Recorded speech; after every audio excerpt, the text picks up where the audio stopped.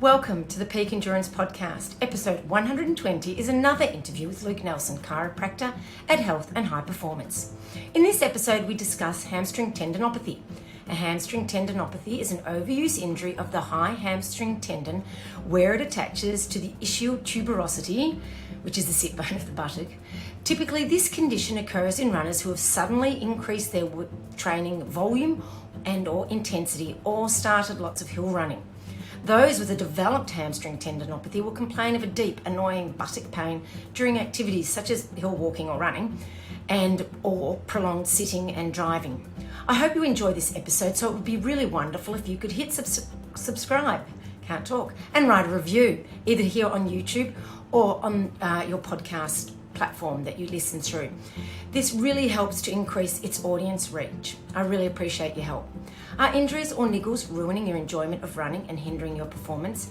Get on top of these and see the specialists at Health and High Performance. They utilise the latest in technology and have an absolute wealth of experience.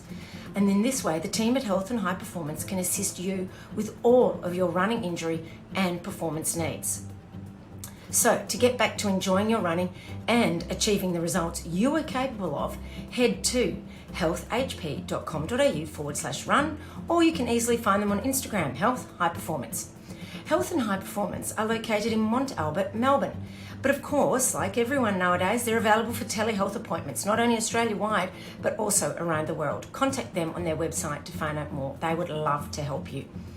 Wild Earth Australia are the online store to help you make the most of the outdoors with top quality gear at really great prices.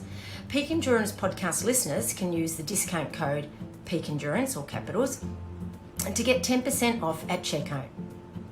Head on over to wildearth.com.au to get everything you need for your next adventure. If you want to be the best athlete you can be, you deserve the best coaching you can get. Peak Endurance Coaching has the personal touch that you won't get elsewhere and that will help you achieve your running goals. I use customized plans that reflect your commitments in life and your athletic history. You will become fitter, faster and stronger whilst becoming part of the Peak Endurance Coaching community. Don't waste a minute of your running journey. Email me, Isabel, at peakendurancecoaching.com.au to get a program designed just for you started. I have very limited spots available at the moment. Enjoy this injury special with Luke, but remember, this podcast does not substitute for medical advice, so please see your specialist or go to Health and High Performance. If you are feeling pain, it is always best to get something officially diagnosed so you know exactly what you are dealing with and then can work towards getting over it. Have a great week of getting out there doing what you love, which we all know is running.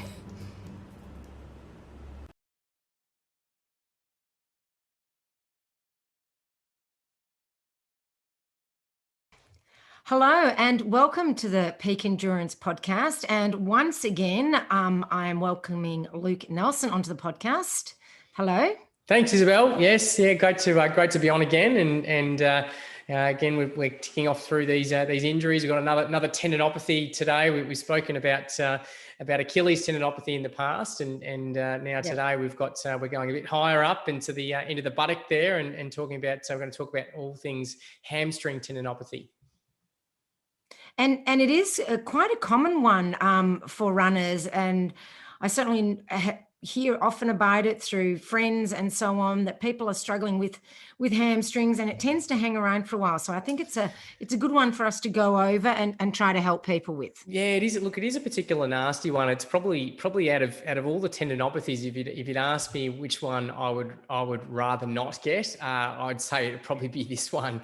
Probably because it just tends to interfere with life a lot. You know, we mainly because around the discomfort that it can get when sitting. And that's where if we look at, some of in fact, last year during lockdown, I saw when we had our most restrictive lockdowns here in Victoria and Melbourne, I saw so much hamstring tendinopathy. It was like a plague of it.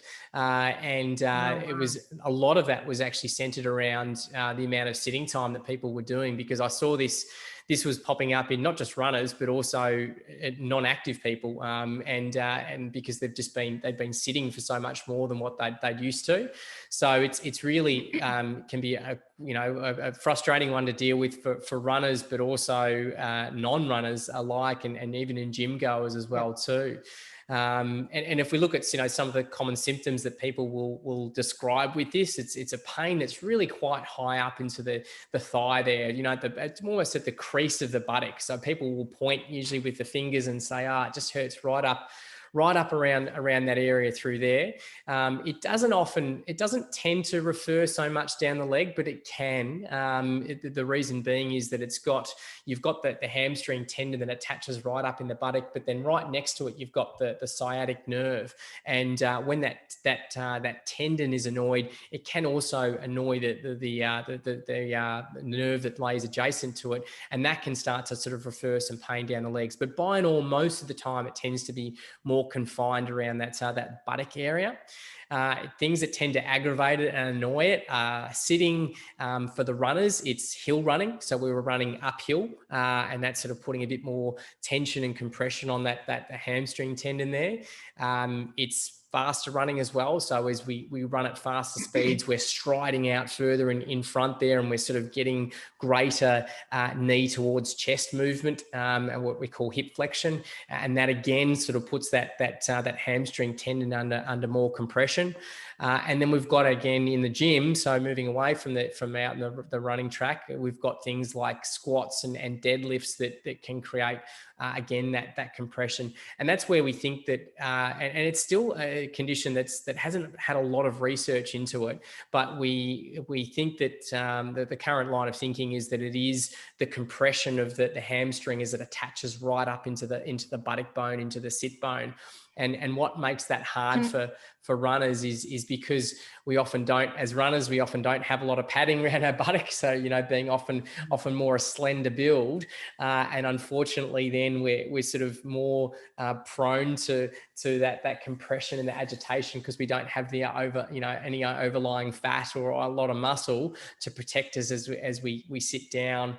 And with the sitting, it is often worse on sitting on, harder chairs. So like sitting on a plastic chair or it's something that just doesn't have any cushioning on there will tend to make it a lot sorer.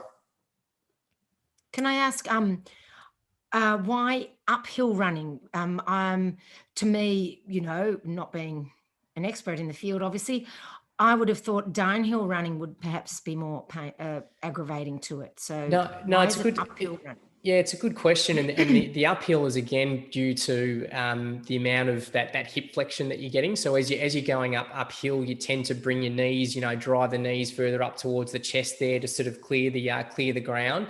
And with that then comes more that compression of the hamstring there. So yeah, it tends to be more the uphill. The other thing that which some runners do, which is not ideal, is that when they run uphill, they tend to sort of really lean too far forwards, and we'll sort of see later on. But as you do lean forward, it does sort of increase sort of the tension and the compression on that hamstring. So it's sort of a combination of both, of a bit of that too much of that forward lean, and then with the knee coming up. Whereas when you're running downhill, you do tend to be more upright and sometimes even leaning backwards a little bit. And then with your strides, you're not bringing the knee up towards the chest so much. There can still be overstriding. So you are right there. And some people with this condition also find downhill running quite sore on it as well. It's just that, and so usually when we're managing these, we're getting people to try and stay away from hills, because if what goes up must come down, and vice versa. So we do tend to get people running on a flatter ground with these. So whilst we're cutting out the uphill, we're usually cutting out the downhill as well. But yeah, it usually is due to bringing those the knee up to the chest.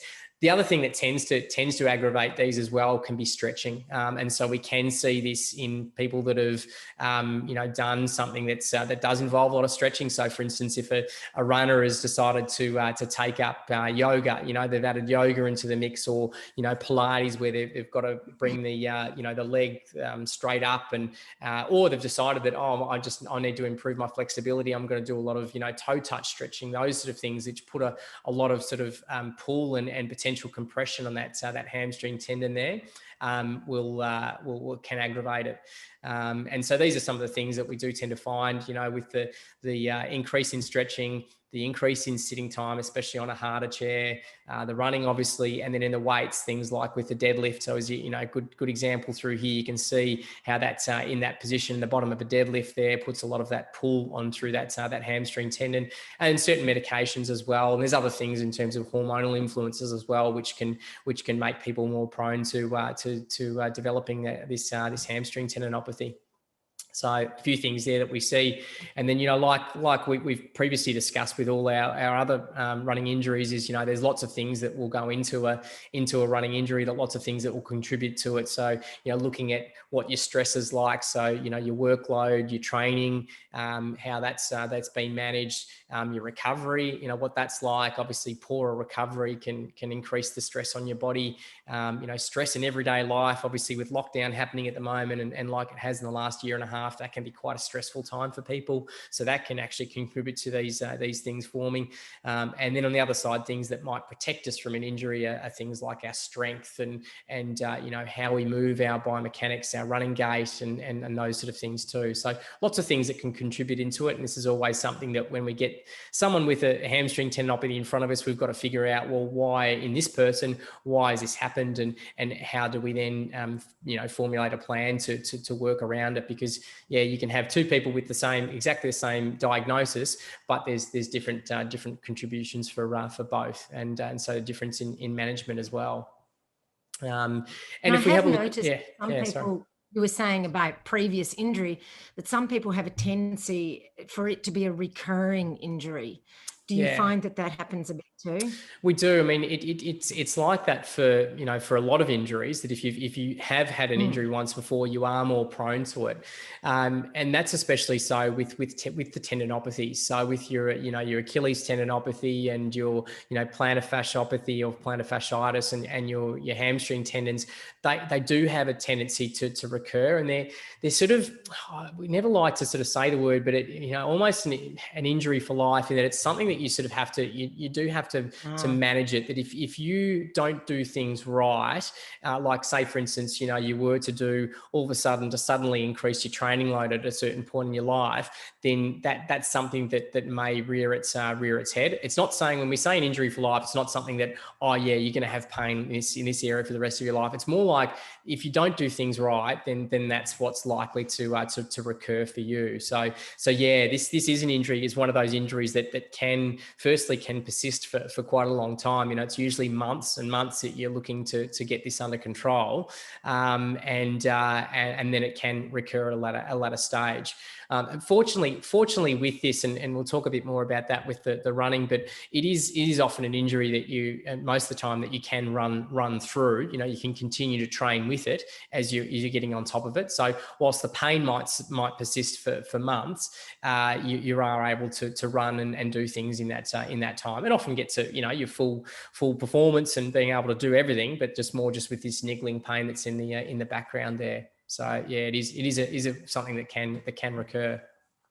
If we have a look from our point of view, when we're dealing with someone with buttock pain, there are a number of things that it can be. So we firstly want to actually get an accurate diagnosis and make sure that that's what it is. There's a number of things around that area, such as issues at the hip joint, and then we've got nerve issues as well. So where there's potential back problems, or some nerve entrapment issues that might be occurring in through the buttock there. Some of those things that can replicate or make it look like a hamstring tendinopathy. And sometimes people might have multiple things happening at the same time. So people are more than within their rights to have more than one problem. So that's always something we try and tease out and make sure that it actually is a hamstring tendon that we're dealing with. And usually the ways that we figure that out is, you can often pick it from the symptoms. So if someone's had, a particular aggravating activity, they're really sore specifically on the spot, what they point to, and then there's a few sort of tests that we use to look at, typically like doing a hamstring stretch. They can feel it right at that particular point. Then it's they're usually pretty easy to pick up with that it is a hamstring tendon problem. So if we now sort of talk about some of the things that can be done for it. So we've obviously got our diagnosis and figured out that, yep, it's hamstring tendinopathy. We have a look at some of the things that we want to, how we want to rehabilitate it. So hamstrings are obviously a big part of it. And that's often what we find when we're doing, we do a lot of strength testing in our clinic. And when we're dealing with these, we often see a lack of strength in the hamstrings. Now, whether that's happened before the onset of the tendinopathy or whether that's happened as a result of the tendinopathy, we don't know. Obviously, we can only see what's happened on the right there on the spot. I reckon it's probably a bit of both. I think a bit of both can contribute to it. So you may have had some pre-existing weakness there before, and then it then got worse as you develop the tendon changes. But yeah, a big part of the rehab is actually getting that working on that hamstring strength and getting that up. And also whilst you're doing that, whilst you're stressing those hamstrings, you are also stressing the tendon as well. And we know with tendons, they like load. They don't like to be overloaded, but they don't like to be underloaded. So we've got to sort of make sure we hit that sweet spot there. So a lot of the exercises we're going to choose are going to be based around the hamstrings. So earlier on in the piece, when things are really irritable, so if they're really cranky and, people can't do much for them, they can barely sit down, we like to use a particular type of exercise called an isometric exercise. And that's where we've spoken about that in our previous talks. But basically is an exercise where there's just no movement, no change in you. You're basically pushing into something there. So, and the muscle's not lengthening, the muscle's not shortening. And so an example of some of those might be, you can see in this image here with someone doing a hamstring curl, they might be lying down in the machine and you can actually, lock the machine in place and you're basically just pushing hard into that. With all these isometrics, we try and get people pushing about 70 to 80%. So you're not going full 100% as hard as you can pushing into the resistance, but it's about sort of 70, 80%, and they're long sustained holds. So you're looking at between 30 and 45 seconds for the hold, and then, repeating that anywhere from sort of 3 to 5 repetitions.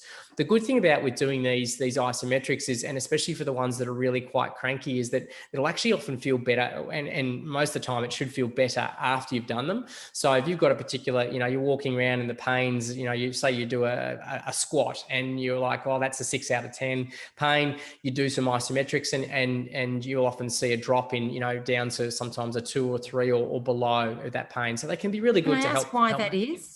Yeah, it's a sort of a complicated mechanism. We don't know exactly why that's the case.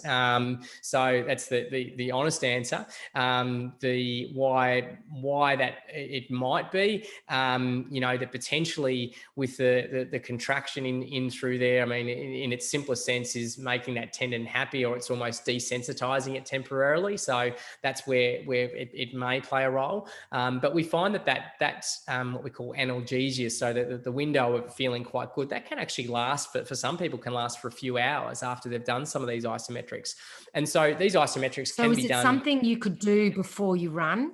Yeah, absolutely. So, and that's something we'll often recommend for these is that we can try them at different points of the day. So if and you can do them multiple times a day. So if someone's like, I feel good for a few hours after I've done them, but then it starts to come back, we'll then do it again. And they won't exhaust you, and so that's where you can do them before a run to warm you up, because they won't leave you with jelly legs like other sort of exercises can. In fact, some people can actually feel pretty good. They feel like, I've got things ramping up and going there. And like is often the case with these tendinopathies, they will often feel a bit stiff and sore for the first few Ks. So they take a little bit to warm up. And so this can sort of, doing these isometrics can help, shortcut that warming up process, in that the first couple of Ks for them now actually feel quite good, when they previously before they've been hobbling around and limping and feeling like they're doing the Cliff Young shuffle to just to get going. So yeah, it's a good question, and yes, they can be done before a run. Some of the other types of exercise they can do are what's called a supine isometric, where you're basically just laying on your back and you're pushing your heel into the ground. So that's another variation there. You can also do that whilst you're standing as well. So you can stand and sort of drive the heel into. So if you think about you standing on top of a gutter, you can sort of bend the other knee down a little bit and then push back into the gutter there. So you're getting that hamstring going, getting that, anything that basically gets a contraction in the hamstring is going to be working well for this. You can do like a bridge where you're bridging in between, you know, a couple of different, a couple of tables, a glute ham raise, which is a bit more complex. You need a bit of gym equipment through here, but we can see on this, the image here where we're doing a glute ham raise on a glute ham raise machine, but you're just simply holding it into position. And then we've got Nordic isometrics. So Nordic curls are where you're kneeling on the ground, you've got someone holding your feet, and then you basically lower down to the ground there. With a Nordic isometric, you basically just, you know, you have someone holding you, but you just hold the position. So just holding that hamstring contraction there. So as we mentioned, you know, 30 to 45 seconds with these and reps, you know, anywhere between sort of 3 and 5 reps of those. You can have a bit of a rest for 30 or 60 seconds between each one, but they can work well. Some people don't need these. Some people find that they actually can make them worse. So if it makes you more sore, I probably won't use those. If it's not too irritable, not too angry, then and you know, people have got sort of minimal pain when they're running. Again, I often won't worry about going on with these. I'll often move them onto the next set, which is, or the next type of exercises, which is you know, strengthening, working at getting that strength back in through that hamstring and the tendon. And some of those might be doing a hamstring curl. So that's, you know, laying on your tummy and you can use your, either doing it in the machine. So before the isometrics is more just holding it in position. With a curl, you're obviously getting it, just moving it back and forth. Always go for single leg as well. So single leg to make sure that you're working that one leg at a time. Make sure the other one isn't compensating for that. You can use a band for that as well too. So using the band, tie that to your ankle and just bring that back and forth. Then we've got a full Nordic. So, you know, before we had the hold, so this is just going down into a full Nordic position. And why these, we tend to use these earlier ones is because they don't involve much hip bend. Because remember how we mentioned before that in the sitting position where your knees coming up towards your chest, that tends to aggravate the hamstring tendon. So for these early strengthening and for the more irritable ones, we try and keep sort of the hip as straight as possible with a lot of these exercises. So we don't have a lot of hip flexion. We've got a prone Superman, which is basically laying on your tummy and, you know, lifting your legs up off the ground, lifting your arms up at the same time. A standing banded extension. So, you know, standing up and sort of kicking behind you. We've got a small bridge, so where the hip's not bent up too much, it's sort of 30 degrees. Hip thruster is another good one where you're not getting too much of that hip flexion. And then a sliding bridge is also a good one to do. And then you can sort of, if tolerated, do like a step up, but on a smaller step, or even just onto some plate weights where you're just stepping up there. It's really good for, that exercise is great to get some glute max engagement going on there, because that's one of the things we often find can also be impaired is you lose that glute max and the ability to extend the hip behind you. But we often, I mean, one of the things is we're never just sort of looking at the area that hurts, but also looking at some of the other areas around it, because we may, and we do often find with those with hamstring tendinopathy, they may have loss of strength around the other hip muscles. They may also have loss of strength in the calf on that side, and even in the quad as well. So that's where it's important to assess through all those, because you don't just need to work on the hamstring tendon there, but you may need to work on some other things at the same time to make sure that this doesn't become a recurrent problem. So there's some of the earlier stuff that's not too irritable for the tendon, and you can load those up, load them up quite heavy as well too. So then we go on to some progressions for strength here. So this is where we start to get a little bit more of that hip flexion going. So the knee coming up towards the chest. So we've got like a 90-degree bridge where we're raising the feet up on top of a chair or a bench there and doing a bridge there. We've got a single leg deadlift, or those arabesques or drinking birds. And starting off, you can start off with quite shallow there, and obviously as you get able to tolerate, then going further and further down. Roman chair extension, which is sort of similar to the glute ham raise machine, that you're sort of bending your trunk forward and then raising back up. So really putting those hamstrings under tension there. We've got a deadlift, so we can start off doing a bit shallow to begin with, and then progressing that. Then a lunge as well, working the different depths. And then we've got our progressions of a step up, where we were initially on a low step, but we can progress up onto a higher step there as well. And then going on from that, so we've had our easier stuff. We're starting to challenge the hamstring a little bit more, and this is where we can go on to some more of the ballistic movements, so some more rapid and plyometric stuff, which is really quite challenging on that hamstring tendon. So we can do what's called a hamstring tantrum, which is basically do that on a Swiss ball or a band, where you basically, imagine a kid or a toddler on the floor, banging their legs against the Swiss ball or band there. Yeah, it's a good one. So that can be a really good one to create that rapid contraction in the tendon there. Then we've got kettlebell swings as well, nice and explosive through there, really getting that fast movement. We've got some counter movement jumps, where we're sort of squatting down and then exploding up into the air as quickly as we can. Step jumps, so jumping up onto box jumps or step jumps there. Broad jumping, where broad jump is where you're on 2 feet and you're trying to jump as far forwards cover as much distance as you can. Bounding is when you're doing that on one leg and you sort of go from one leg to the other. They're sort of quite an advanced movement, so certainly not for the beginners, those ones. And jumping lunges, again, certainly not for the beginner. If you look at the air time that this guy's getting in this image here, it's quite a big load, especially when you're really landing down into that hip flexion there. That in fact, I've seen patients that have done this particular exercise and have actually triggered their hamstring tendinopathy. So, but in the right dose, it can be very good for it to challenge and strengthen it. So there's sort of some of the strengthening exercises and sort of the progressions that we'll use to strengthen the hamstring and the tendon. So you can see there's quite a lot of selections that you can go with there, and I wouldn't do all of those. I'd pick a couple out of those and mix it with some other things that you need to work on at the same time, but then gradually working up to more of these ballistic movements as it can tolerate. So we spoke about before, we bring up the image before of some of the things that tend to trigger it, and so these are some of the things that you tend to modify. So you don't often have to cut things out completely and saying you need to stop sitting, but you may need to reduce your time sitting. So for work, I always tend to encourage people that every hour I should be getting up or 45 minutes getting up and having a bit of a move around anyway. Time away from the screen refreshes the mind and gets the body moving a little bit. So especially for those with hamstring tendinopathy. Can I ask a question?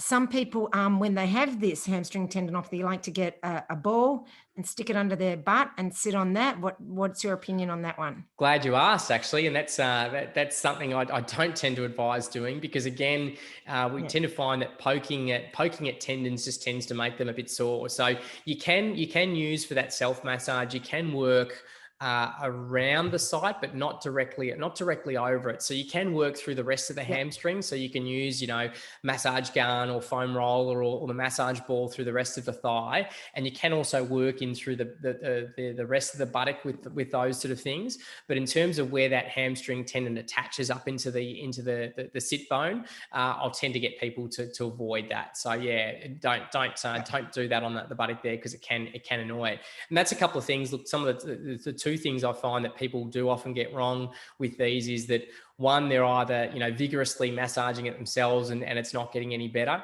In fact, it can be getting worse. Or two, is the other thing is they've been stretching it, and that's where again we sort of want to move away from stretching it too much. And so when it comes to doing things like yoga positions or Pilates or gym-based movements, we'll try and modify those activities so you're not going as deep into the movement there to save that compression on the tendon. But stretching is never really a big part of getting this well. We sort of want to try and limit that as much as we can. So that's what we've got. Our triggers, the two biggest things we want to try and modify are the sitting time, making sure that also that you're sitting on a cushioned chair, so not sitting on harder chairs there. So that might be putting some extra cushioning down on your work chair. It might be getting a stand desk, a sit stand desk, and mean, the worst ones of these that I've seen are people where they can't even sit for more than 5 minutes without it hurting, and they're really nasty ones. So, for them, they've got no choice but to do a stand desk, and obviously that settles down, then they're able to sit a bit more. But yeah, when these get really, really annoyed, they're not nice to sit with. And that's one of the challenges I mentioned before. Why I would not like to have this myself is because it affects sitting, and we sit for so much of our lives. That be for most people for work. That's commuting in the car. We sit for entertainment at home, and so there's lots of ways that this can impact not just your activities with your running, but also affect your life. And that's where it can get really quite challenging, and sometimes even a bit depressing for patients with this condition as well, because it just impacts into so many things. So that's why it's a particular nasty one. And here we see an example of something that a lot of runners will do to manage this. The old leg up on a bench and bend down to touch the toes, and it might have the feeling that it needs to be stretched, but but the stretching will not do it any good.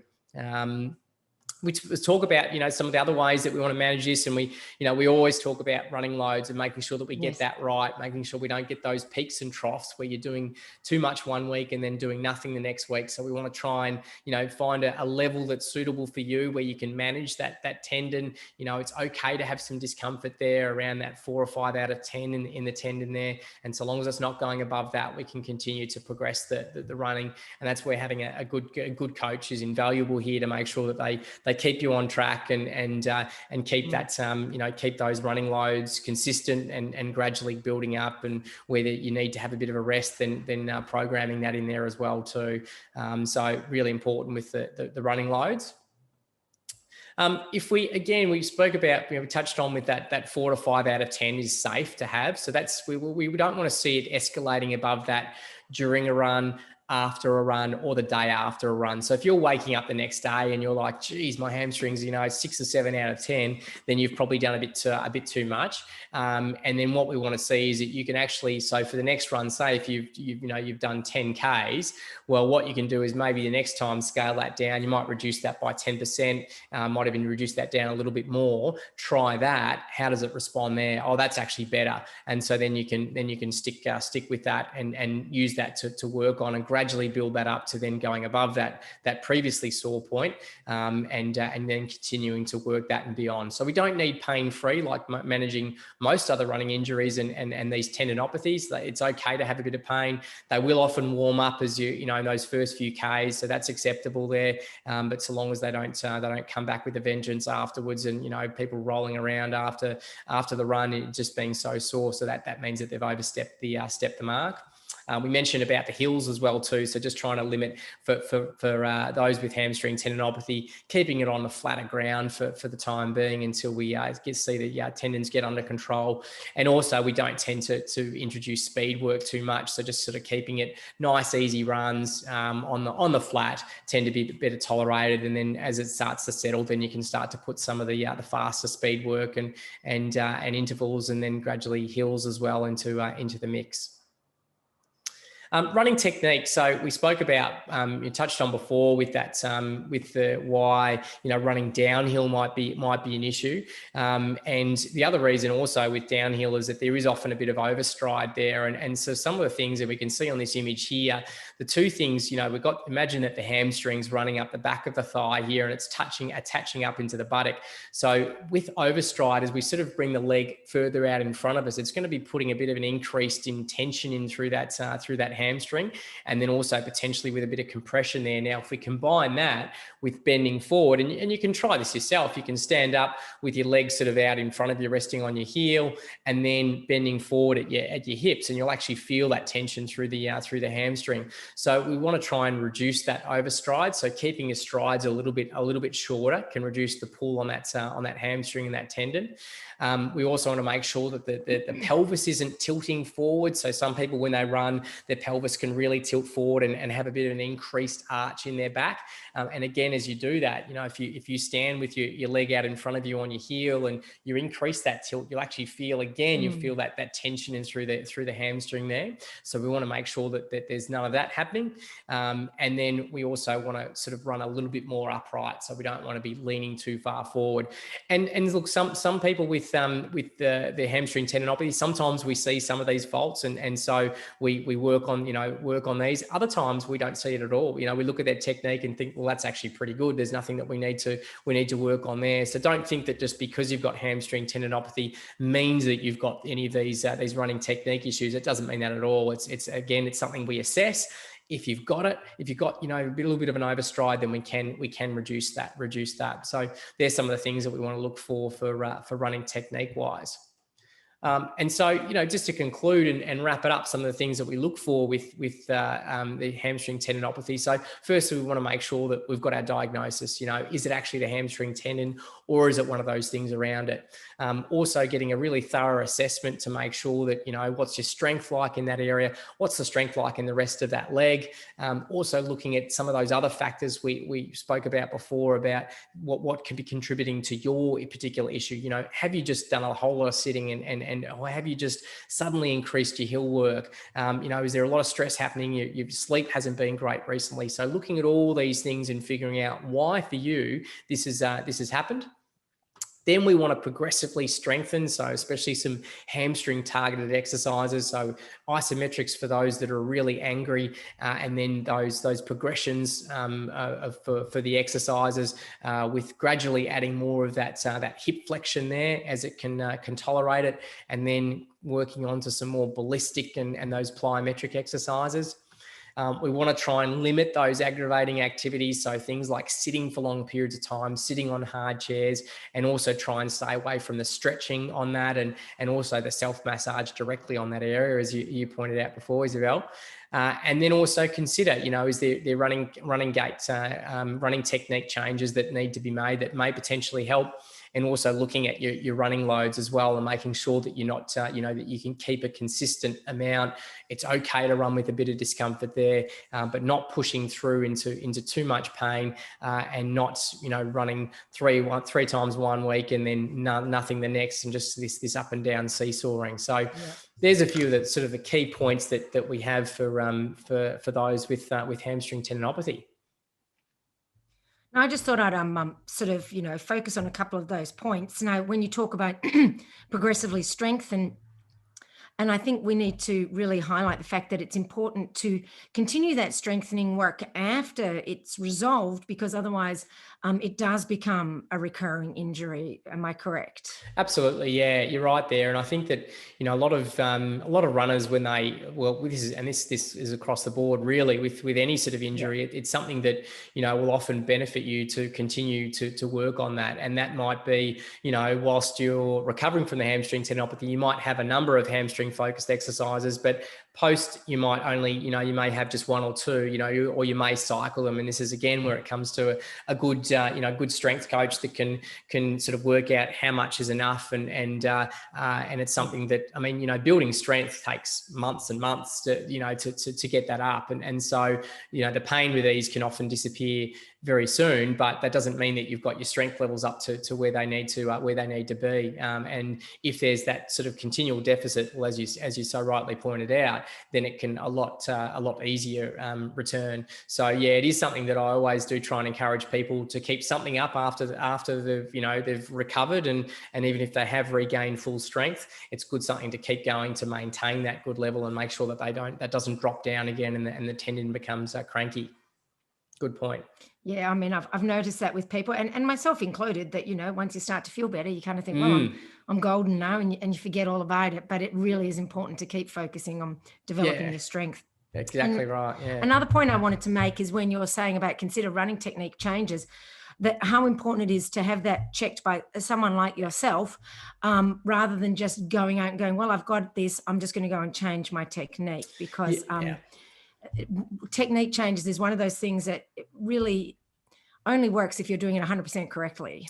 That's right. And like I said, just because, you've got this condition, you've got hamstring tendinopathy, doesn't mean that you've got these, these running technique issues. So yeah, you don't want to be changing something if, there's the old saying goes, if it ain't broke, don't fix it. So obviously as part of a thorough assessment, making sure that, well, what is exactly wrong with you and then what needs to change, and formulating that plan from there, and how you implement those changes as well too. So yeah, very good point.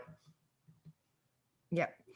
All right. Well, thank you very much for sharing once again your knowledge with us. I'll have to go back and check and see how many times we've been on. I don't know.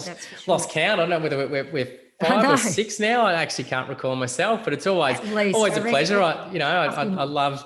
You can probably tell. I love speaking about what I do. I love seeing runners and helping them get back out there, and keeping them out there. So we'll keep going. Unfortunately, as we pointed out before, there's lots of things that can go wrong in runners, so lots of different injuries, and so we'll keep working our way through the list.